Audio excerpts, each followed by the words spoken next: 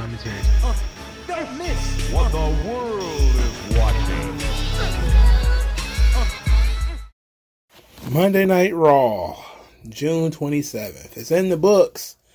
Not much occurred, but there was a very controversial decision made for this show. Didn't like it. We'll be ranting and raving about it. So we'll see when we get there. Let's get through this show. This show was boring though. I know that everybody was tripping. Again, it's going to be an every week, every show thing. Vince McMahon's changing Raw. It's like, who cares, bro? Again, nobody cares about that crap. I'm tired of hearing about it. All right, let's go. Dominic Mysterio and Rhea Ripley are in the ring, interrupted by Cody Rhodes. Rhea Ripley said that Dom is very dangerous. Cody Rhodes called Dominic a scared little boy. Then he quoted Cat in the Hat. So Dominic left because he didn't want to deal with this Cody Rhodes stuff. Cody Rhodes offered him a free shot which led to Dominic turning around and coming back. But then he thought twice about it, decided not to. Cody says that he wants to find out what Dominic's got, if he's half the man his father is, or is he just mommy's little boy. Interesting segment. I felt like it went on a little too long. I get what they're trying to do with the Cody Rhodes, Dominic Mysterio thing, but it seems like a TV match and not a pay-per-view match, but whatever. Anyway, Dominic wants to have a match, a warm-up fight, and he handpicked his own opponent without telling Adam Pearce who it was, which is weird because Adam Pearce is the matchmaker. I thought he was the guy making all the decisions. Apparently not. Apparently Dominic Mysterio can make his own matches. So he ended up making a match against Akira Tozawa, which he won. No surprise there. No big deal there. Later, they're dealing in the main event. Cody Rhodes wrestles Damian Priest. Earlier in the night, Cody Rhodes cut a promo on Damian Priest, saying that Damian Priest is walking into the Money in the Bank with ego bruises, and that Dominic has gotten under his skin, but he won't have Judgment Day on Saturday. He's going to find out what Dominic really has. So Dominic played a pretty significant portion in this main event as he continued to interfere with this match, the Cody Rhodes Damian Priest match, and to a degree, his interference ended up backfiring. He ended up costing Damian Priest the match, which continues the story of Judgment Day kind of screwing over Damian Priest. But they kept telling me all night, Damian Priest is hot. He's on a hot streak. I'm like, didn't he lose like every match he's been in for like the past, I don't know, month? He lost every match except like one this entire month. So it's hot streak my ass, a hot losing streak. So Cody Rhodes wins. Dominic and Rhea Ripley, of course, go on about the rest of their day because, they didn't get beat up on national television. Damian Priest did. So, Judgment Day, they went 1-1 this week. They went 1-1 this week. Very bizarre. But Dominic continues to have the most heat of anybody in the company. Well deserved. The kid's very good. Even though he doesn't have Ray to lean on anymore, he's still doing really good stuff. He's very annoying, and it's working. I'm just wondering how long this match with Cody is going to be. It's not going to be like a full pay-per-view main, length match. I doubt it'd be 20 minutes. So how long do they plan to have this thing go? So, I don't know. We'll see. Shinsuke Nakamura loses to Ricochet. Bronson Reed came to ringside and basically got kicked in the face by both of them. Then they both kicked him more and more, which aggravated him. He got on the ring apron and then got ejected. But he didn't come back. Apparently the rules of wrestling actually apply here, that if you are ejected, you don't return. Ended up Ricochet winning the match and pinning Shinsuke Nakamura. This was a rematch of a match they had about 3 weeks ago, maybe even longer than that. So we were in our rematch era, which is a sign of Vince, if we're being honest, that there's a lot of damn rematches all of a sudden. It was a fun match, but again, I don't care because it's Money in the Bank guys just getting pinned for no reason. The same thing with Damian Priest. You got this guy, he's supposed to be building him up to be like this big star, or the potential of him being a star because of the Money in the Bank. And then you beat him. So we know Damian Priest ain't winning because he's a loser, apparently. That's his storyline. Shinsuke Nakamura is also a loser. Ricochet has been winning, but I think that's all a smokescreen. That just goes to show you can't trust WWE's booking at all, because we know that guys will lose 100 matches going into Money in the Bank and then win the Money in the Bank match. They did it literally last year. They had Austin Theory lose, and then he won the Money in the Bank. Just saying. But looking at how Triple H does things, he doesn't typically do things this way. Matt Riddle plans to challenge Gunther for the Intercontinental Championship at Money in the Bank. Said he was sick of Gunther and his lunkheads. Kaiser got in his face. Says how dare he challenge the Ring General with his amateur skills. Which Riddle said the amateur skills were enough to beat him. Next thing I know, he was getting beat up. Gunther and Kaiser both beat up Riddle. They attacked his leg again before Gunther accepted the challenge. Later, Sami Zayn and Kevin Owens, they get into Gunther's face after Gunther and Kaiser were talking about how Gunther accepted the Intercontinental Championship match. We got more of Kevin Owens being a spaz, which I'm not a fan of. I don't like it. Don't like it at all. I gotta tell you that. Kaiser told Sami Zayn and Kevin Owens to keep walking.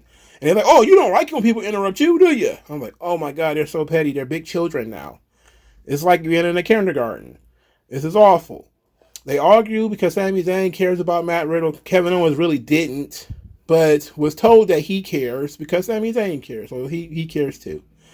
Kaiser says that Sami Zayn needs to learn the same lesson that Kevin Owens did, which made Kevin Owens spaz out. I didn't learn anything. I didn't learn nothing. And I was like, oh my God. End this scene, please. I'm tired of Kevin Owens. I wish he would have gone to AEW with his friends. Gunther then challenged Sami Zayn one-on-one, saying that he knows that, like Kevin Owens, Sami Zayn wants to ride his coattails, and Sami Zayn accepted. Well, I think it might have been the other way around. It might have been that Sami Zayn challenged Gunther, and then Gunther accepted. Doesn't matter. They had the match anyway. Match was fire. Gunther, Sami Zayn, match was really good. A knock that I have on the Triple H era is that they'll do stuff like this, where the match is sizable, it's a big television match between two guys who are being pushed, and then they'll build it within the body of the show with no promotion, load it up with commercials to make it almost unwatchable. And then in the future, you haven't had this is the first time ever Gunther is going to be wrestling Sami Zayn. If he was going to wrestle somebody, why couldn't it just be a job guy? Why couldn't it be some kind of low card guy? If you just got to get the guy on the card. Also, Sami Zayn and Kevin Owens both getting beat by Gunther. What does that do for... Well, it does something for Gunther, I suppose. And, puts him over as being very strong. That he could beat both of these guys. But there's no tag team feud. I guess they already beat Imperium as a tag team. So this is kind of how you relegate guys to the tag team division. Oh, you're a tag team champion. All of a sudden you can't win a singles match anymore. Okay, sure, whatever. I'm not tripping on that. I think the match was really good though. And you can't really say much more than that. It was a really good match between two really good performers. I really wish they had, there's something to be said about promoting things, building things up, getting some heat by them, even if they're just going to be on TV. But dumping a match like this at like 9:50 on television just seems like a waste of the star power involved, especially if you're trying to get some steam behind Gunther. You should want to promote his matches, Promote when he's doing something. Don't just, oh, hey, this thing's happening, I guess. Yeah, It's like, oh, for starters, that's the one thing I do like about AEW, is they actually plan the show. So even if it's something you don't want to see, that there's actually something planned on the show. This whole WWE, we're going to have a spontaneous match in the middle of the show. It's like, That feels so lazy. It's also incredibly contrived because we know how WWE operates. It almost always comes out of a petty argument between two guys that don't really mean anything, and you won't remember this match happened in 2 weeks. So it was a waste of bumps, and the story wasn't really there either. Because as we're looking at this thing now, the story is basically that Kevin Owens and Sami Zayn are going to be in Matt Riddle's corner for his Intercontinental Championship match. They're going to watch his back. So instead of defending their titles on the show, they're going to defend their titles the day before the show so they can be free to be lumberjacks, apparently, on the actual program so that Riddle can wrestle Gunther. Positive. Gunther is on the show. Gunther is on Money in the Bank, which I had a problem with before. I had a problem with him not being on Money in the Bank. Now that he is, I'm perfectly fine with this. My second thing is I'm kind of waffling because Riddle is a lower quality opponent, than Kevin Owens and Sami Zayn. And having Gunther wrestle them on television and then wrestles Matt Riddle on the pay-per-view seemed like a downgrade, Seemed like you didn't have anything else for him. So we don't know what else to do. So we're just going to throw you Matt Riddle. It's not like Matt Riddle is hot. It's not like Matt Riddle is important right now. They really took all the steam out of the guy a long time ago, but that's how they're choosing to do business. All right. They did a Money in the Bank by the numbers vignette, which was excellent. I'm really glad to see it. Really puts it on par with the Royal Rumble. I don't think this is the first time they've done this, but it feels like it was the first time they've done something like this. I know one of the nerds with better memories could probably remember whether they've done a Money in the Bank by the numbers before, but this feels like the first genuine one that they've done before. Matter of fact, I think they have done these before. I'm pretty sure they've done these before, but it felt fresh this time for some reason. I don't know why. It felt lengthy too, like it was a long vignette. All right, second match on the show: Ronda Rousey defeats Raquel Rodriguez. These two have pretty good chemistry. I remember they had a decent match on SmackDown not too long ago. This one was actually not bad either. Ronda is actually getting good at taking bumps, so this was fine. Now, the crowd doesn't really respond to Ronda anymore because she can't cut promos, and she's been there. So it's like she's become a regular part of the roster. Basically, she's gone from Ken Shamrock when he first came to Ken Shamrock a year and a half later. But she managed to do that in 4 years because she got pregnant and disappeared for a little while. So it lasted a little bit longer than it normally did. But her inability to cut promos and to show personality has diminished her own crowd reactions. It's not really her push because she doesn't lose a lot. It's just that she can't talk. It's such a problem. Raquel Rodriguez still looks good.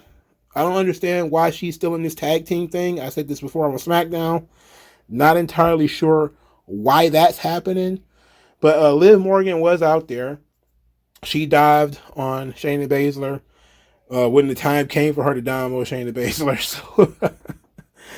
So, but Ronda winning, not that much of a surprise.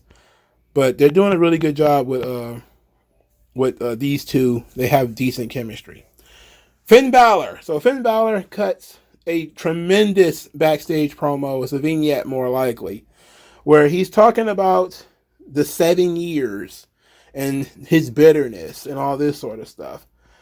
The guy who beat Seth Rollins is dead, and this guy that he's going to be facing is going to be much, much worse. He went through the injury and said that even with a torn labrum and all this kind of stuff, I still beat you.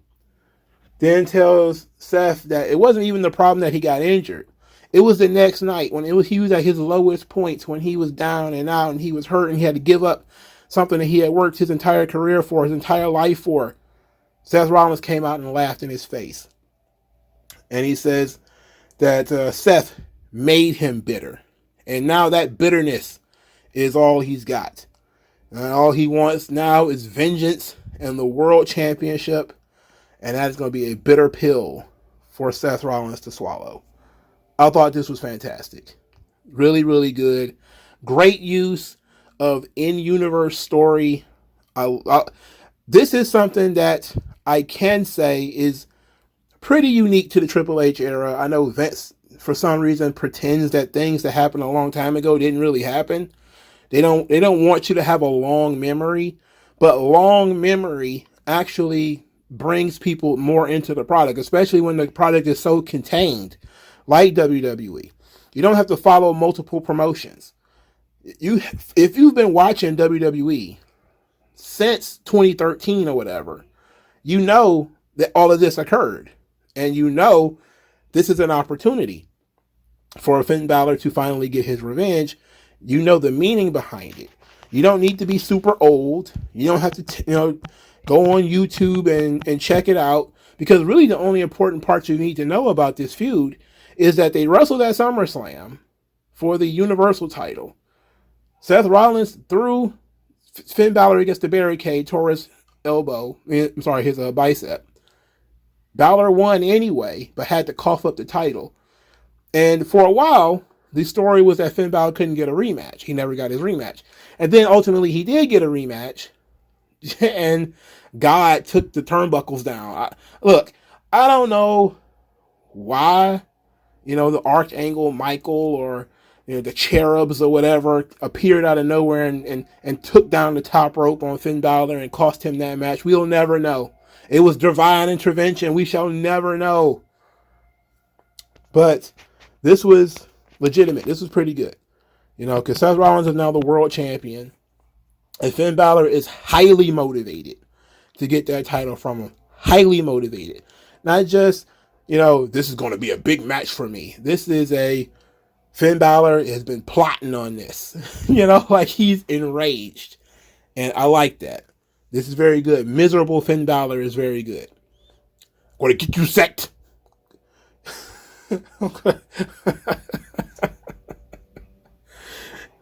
You tore my bicep. I'm coming to get you. Seth Rollins danced on out there a little bit later. Put over Carmelo Hayes, which didn't do Carmelo Hayes any favors, I can tell you that much. Thanked him for having his back on NXT. Then says that Finn Balor has tricked himself into thinking that he could take everything away from Seth Rollins. And says that just because Seth Rollins isn't 100%, doesn't mean that there is not enough of Seth Rollins left to defeat Finn Balor. And the best version of Finn Balor is not good enough to beat the best version of Seth freaking Rollins. Pretty pedantic promo for Seth Rollins. Balor appears out of nowhere with a chair. They have a brawl. They get into it. They have a tussle, you could say. This leads to Finn Balor and fighting outside the ring, and them having some words between Finn Balor and Carmelo Hayes. Now, this, of course, plays off of NXT, where Trick and Carmelo ran Finn Balor off on NXT. So this is the second time these two have butted heads. And so now they booked the random match on the show for Carmelo Hayes to wrestle Finn Balor on this show. Felt to me like disqualification bait. I'm like, okay, clearly Seth Rollins was about to come out here, attack Finn Balor with a chair, attack him from behind, pull him outside the ring and kick his ass, yada, yada, yada. Nope. Didn't happen. Didn't happen that way at all. What they did, though, they had Carmelo Hayes cut a promo. Said he was invited by the World Heavyweight Champion and that he aspires to be like Seth freaking Rollins, which doesn't make sense.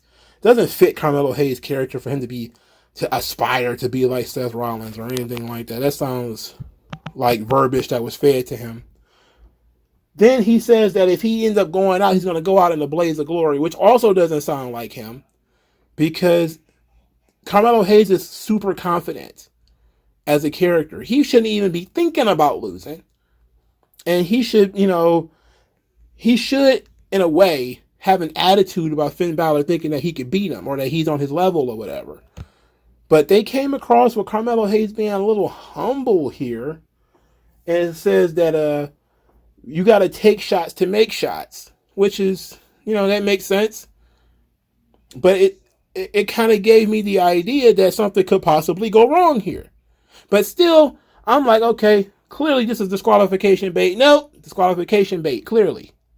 That's what's going to happen. That makes sense. It makes sense for if you got a guy who's the number one contender for the world title, you're not going to beat him. But if you have a guy who's going to defend his championship the very next night, don't want to beat him either. So guess what? Get them both counted out. Both disqualification. Nope, didn't happen.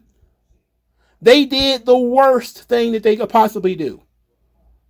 They beat Carmelo Hayes. And they beat him clean. Finn Balor didn't even cheat. Did not even cheat. If this is the first time you've ever seen Carmelo Hayes, what do you think about Carmelo Hayes? Oh yeah, he got some cool moves. But ultimately, he's not on Finn Balor's level. Because he lost clean without Finn Balor needing to cheat. And he's small. So, you're like, okay, what's the hype? Why should I watch NXT? What's the hype?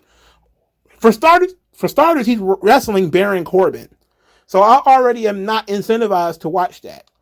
If I was a casual, like a super casual, I'm not incentivized to watch Carmelo Hayes wrestle Baron Corbin. So that means you're going to do something on this show to make me want to watch NXT. If you show me that the NXT champion, just a loser, just a guy Finn Balor can beat clearly in the middle of the ring with no real troubles, why should I watch that show? Why? Why should I watch that show? That's my question. Oh, you want to see some good wrestling? No, that's not the WWE audience. That's not how we think. We don't think about things that way. Who cares about a good match? If Stardust is not going to be good. It got Baron Corbin in it. It ain't going to be good. Right? So Carmelo Hayes took an L. It wasn't a disastrous thing. It wasn't. Was it Karrion Kross level? Which I know a lot of people want to talk about. Is it Karrion Kross level? Well, part of what happened with Karrion Kross was that the match was very fast. Now, at least with Karrion Kross, Jeff Hardy cheated. At the very least, Jeff Hardy cheated. Here, there was no cheating. Now, again, Finn Balor is highly motivated. He's hyper-focused. He's the best that he's possibly going to be right now. But you still don't make this match. Or you wait until afterwards.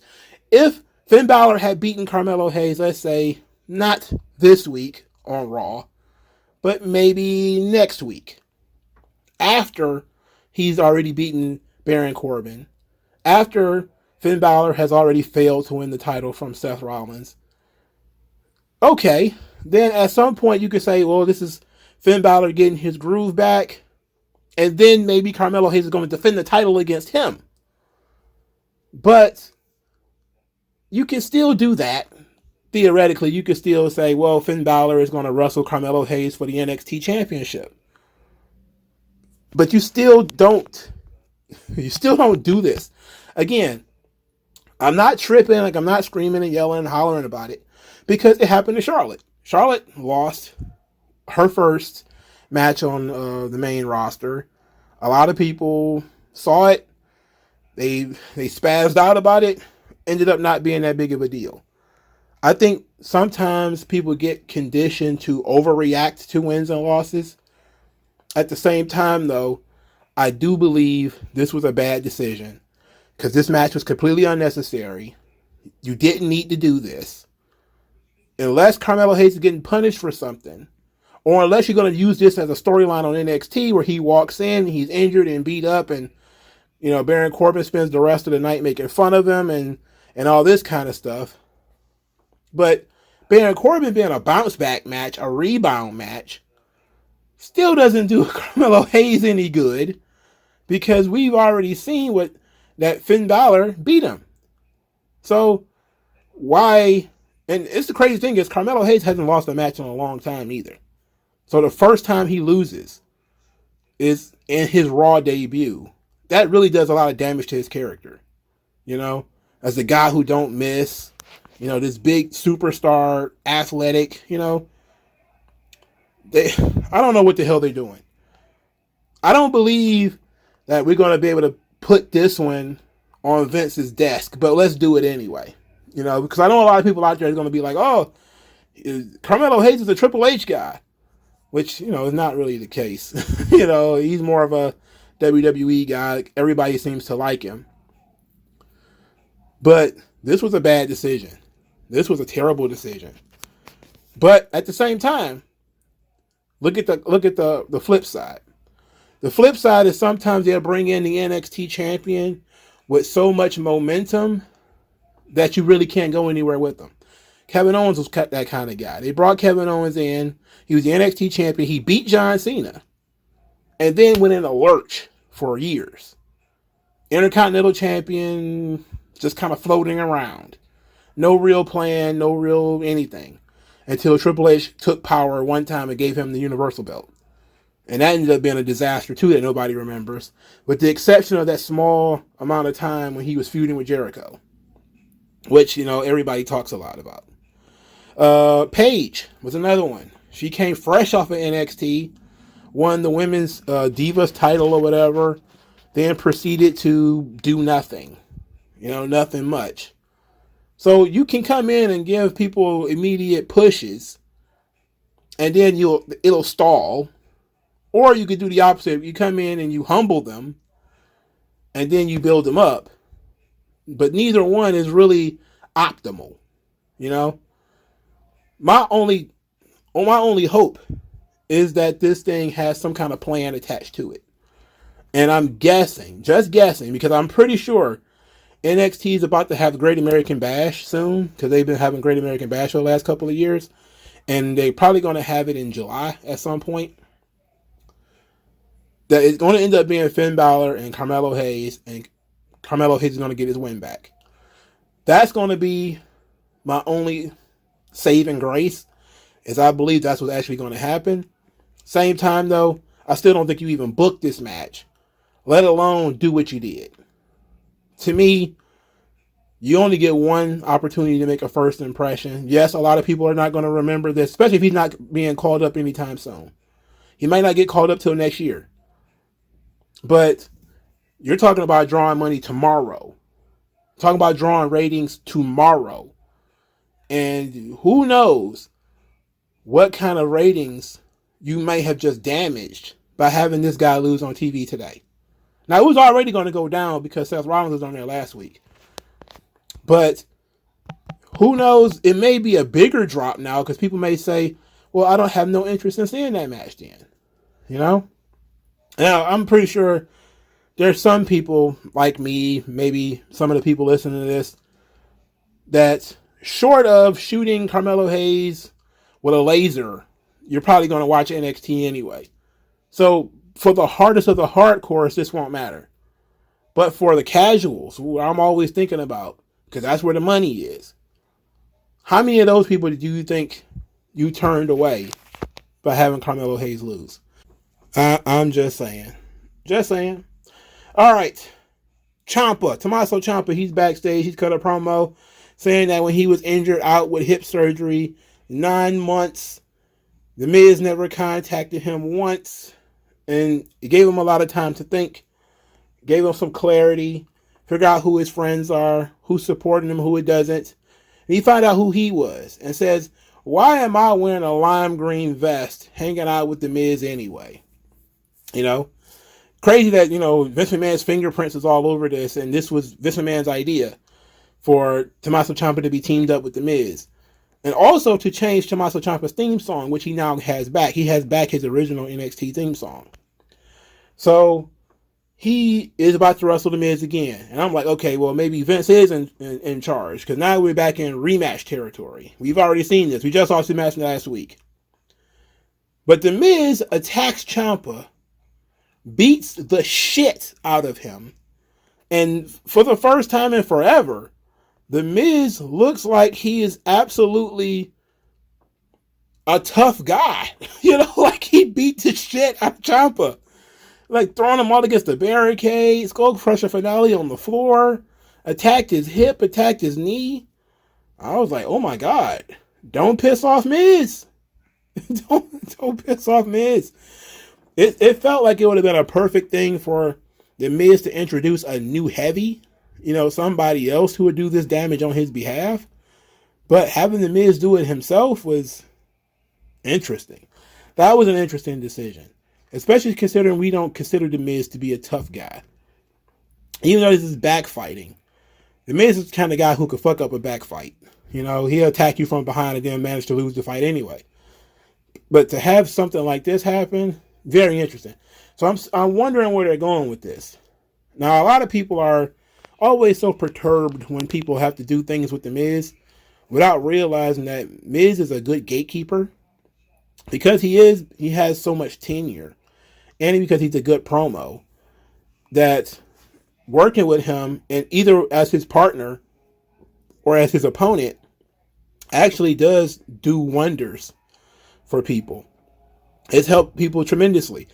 A lot of people were kind of upset about the whole Bryan Danielson Miz thing, but look at how well that worked out. So they're trying to keep recreating that by putting different people with the Miz. And this is that portion of the Daniel Bryan Miz story where Daniel Bryan and the Miz are having their conflict. So this ought to be fun. If they let Miz do more than just get punched out every week, it could be fun. Ciampa, good promo. Again, I talked about him last week. If you're going to find an undersized guy to push as a top guy, Ciampa's the one. Balor is great, but Ciampa's a much better promo and a little bit more believable in the ring. The Viking Raiders are being left alone. Their guys are not talking to Valhalla because they keep embarrassing the goddamn guys by losing to the Alpha Academy. So they said they're going to have to hurt the Alpha Academy to bring the guys' voices back or something like that. Who really cares? I don't. And I'm pretty sure you don't either. So Alpha Academy, they're working out backstage. Chad Gable is talking about, how the Alpha Academy are doubting his coaching abilities. And Maxine is talking about how she destroyed Valhalla and she's ready for her. Maxine looks great in that singlet, by the way. She looks really good. And Otis is on the treadmill and says that when asked what's the plan for wrestling the Viking Raiders, he says pure carnage, which was pretty funny. And how he said it with the big old baby face, it was pretty funny. I thought that was enjoyable.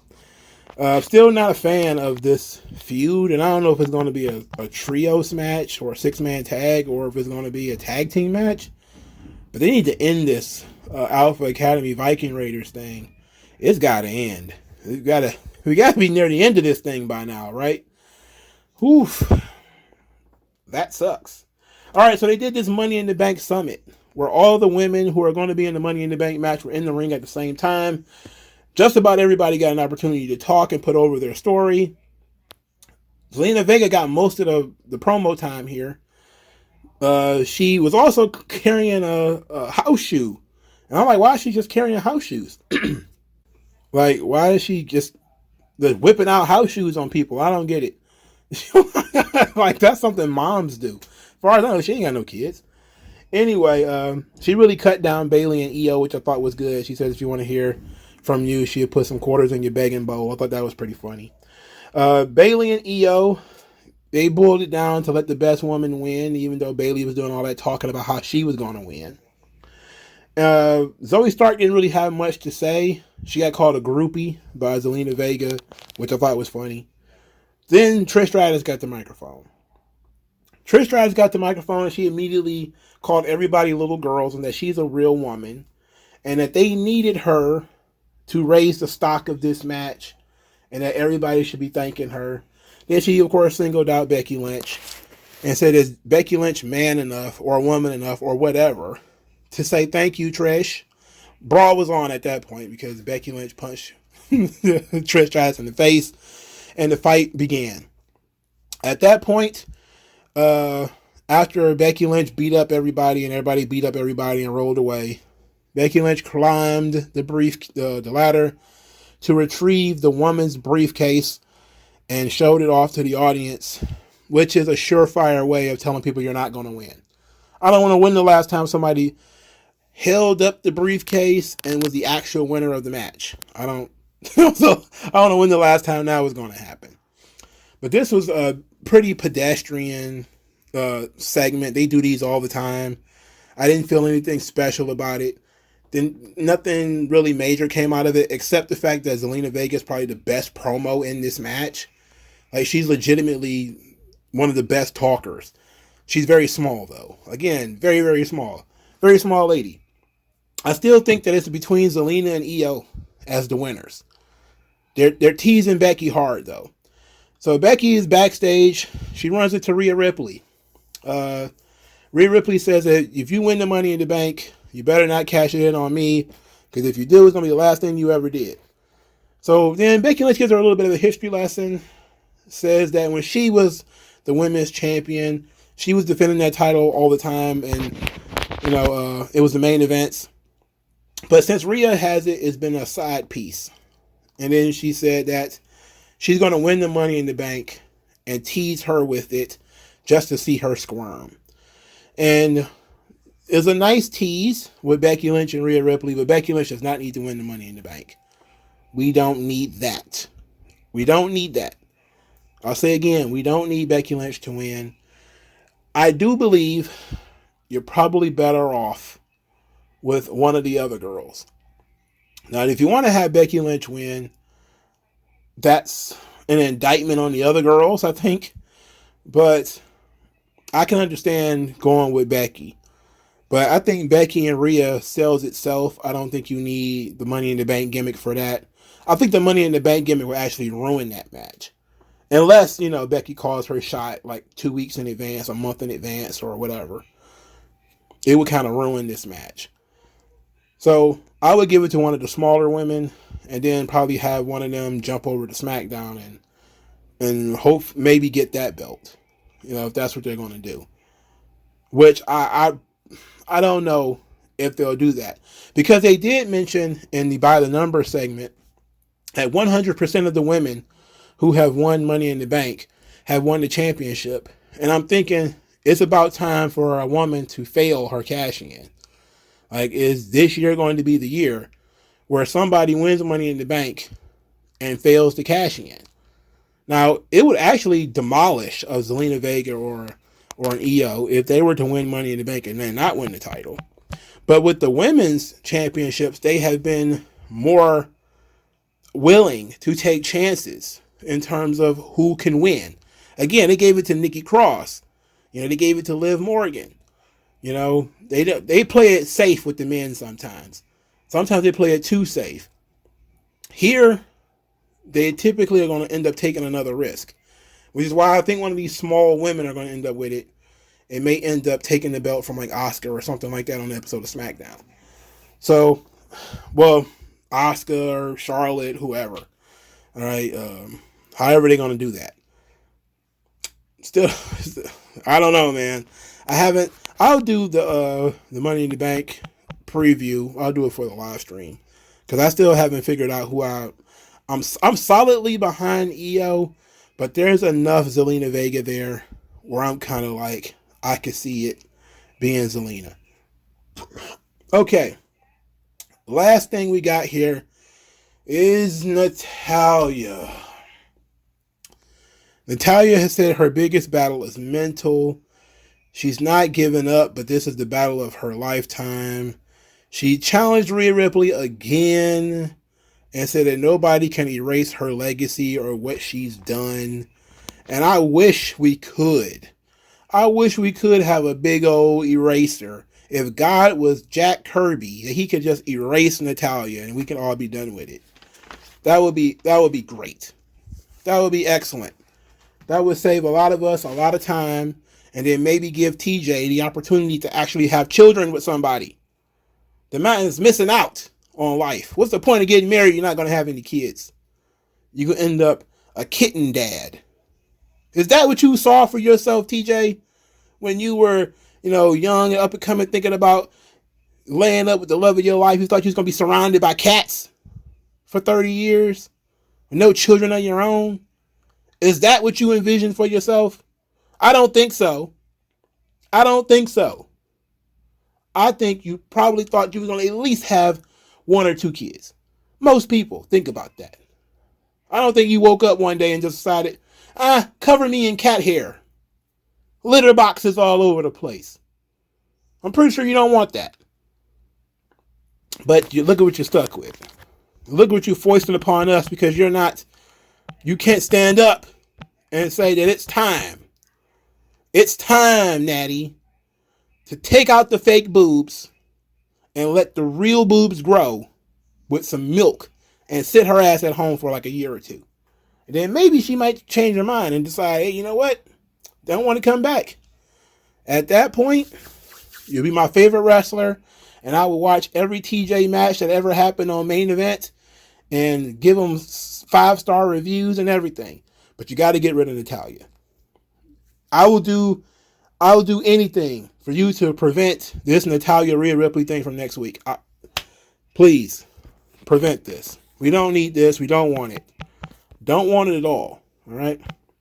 So that's Monday Night Raw. Boring show for the most part. Matches, in-ring stuff was fine. Everybody's trying to search for the Vince McMahon stuff in here, and it's stupid and it's ridiculous. But Carmelo Hayes losing is very controversial. I know there's a lot of people who want to lose their mind over it. I don't like it, but I'm not going to lose any sleep over it. At this point, man, I think WWE is just going to do what they do. They're just going to do what they do. And if they damaged NXT by doing that, it is what it is. I'm pretty sure they don't care. But they've had Dolph Ziggler beat Braun Breaker, to win the NXT title, and it didn't kill him. It didn't kill his push. He ended up coming back stronger after that. So maybe we figure that's what's going to happen here with Carmelo Hayes, and it's Finn Balor. And I didn't think about that until now. They did have Braun Breaker lose the title to Dolph Ziggler, who was a J-Brown. And then went back to being a J-Brown after he was NXT champion. So, but it is what it is, man. What did you guys think? Like, share, subscribe. I'll talk to you guys later. Peace out.